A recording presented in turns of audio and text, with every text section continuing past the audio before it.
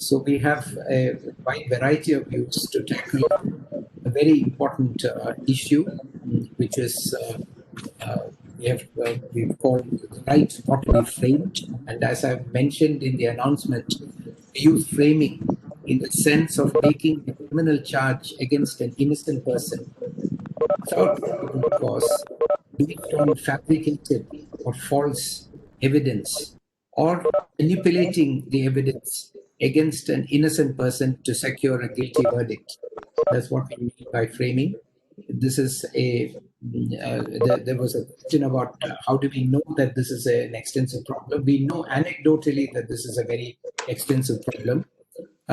Has been no systematic study of the extent of this problem in our country, but we know that according to the National Crime Records Bureau latest statistics, only 24% of those charge sheeted have been convicted in 2018, which means 76% of those charge sheeted are not being convicted. Now, we certainly cannot say that they're all maliciously prosecuted or framed.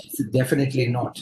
But there's a very high proportion of people who are charged, but there is no credible evidence that a court of law can rely upon to convict them in our country. But there is a study in the United States, 2020 September study, which says that when they studied a large number of cases of exonerations following conviction, 56% of those cases of exoneration after conviction in the United States, which has very, very strong checks and balances compared to many other countries, 56% of those exonerations were because of framing by the prosecutors, the police, or state officials.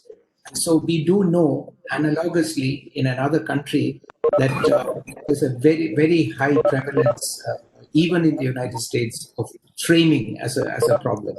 And I think hopefully after this seminar, this is the first step. We will be able to start some research. Professor Mrinal Satish is here. Maybe we can all collaborate to start some research to get some numbers on what is the extent of this problem in the country. It's an extremely serious problem.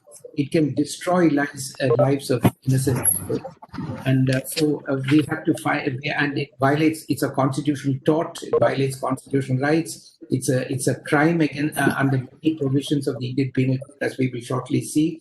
It is a civil wrong, and so at many levels there are many laws already against it. It's not as if there is no law to protect us, but the problem is how do we, as to use Justice Krishnaya's words, how do we infuse the spirit of justice into the stone of law, which is the role of the judicial system as he sees it. He also said that in his opinion, he once said that as far as courts are concerned, justice means finding the procedures to enforce rights, even if they're not obvious at that time, creating and finding those procedures. So those are the challenges before us. And I'd like to conclude this very brief introduction by quoting from the judgment of Justice Patnaik and Justice Gopal Gowda, who in turn have quoted Justice Vivian Bose in West Bengal versus Anwar Ali Sarkar 1952.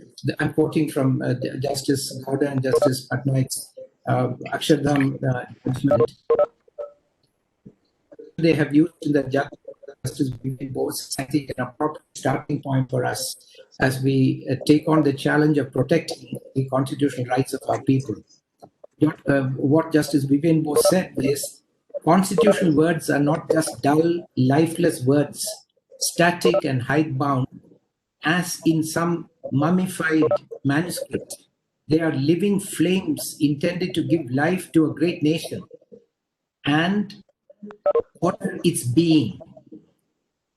Their tongues of dynamic fire tend to mold the future as well as guide the present. So very powerful, timeless words of Justice Vivian Bose.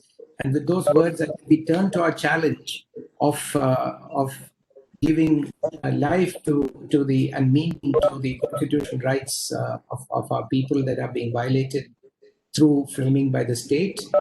And it is now, has always been a threat to all of us, not just any section of us. And it is also a problem not of the state as a whole, but of rogue officials who are acting outside the law. So I think it is also in the best interest of the legal system to come together to prevent this attack on the integrity of the legal system. So I will stop here. And with your permission, sir, we will begin with the speech of Honorable Justice A.K. Patnaik. And then we will, after that, if you permit, sir, we will hear from Justice Chalameshwar and Justice Lopur, and then move on to Mr. Chandran and Professor Nal Satish. Thank you, sir.